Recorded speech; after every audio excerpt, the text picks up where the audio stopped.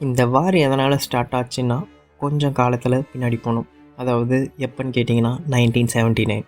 1979 என்ன நடந்துச்சுன்னு கேட்டிங்கன்னா, ஈரானில் இஸ்லாமிக் புரட்சி நடந்துச்சு.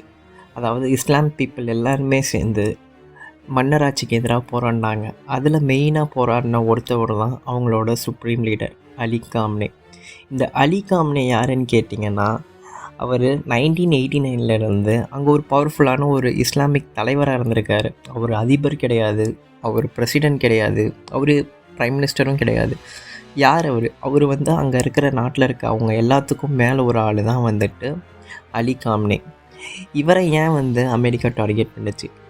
இதை ஏன்னு தெரிஞ்சுக்கணுன்னா நம்ம கொஞ்சம் வரணும். அதாவது 2015 வாக்கில் பார்த்திங்கன்னா நியூக்ளியர் வெப்பன்ஸை நாங்கள் தயாரிக்க போகிறோன்னு ஈரான்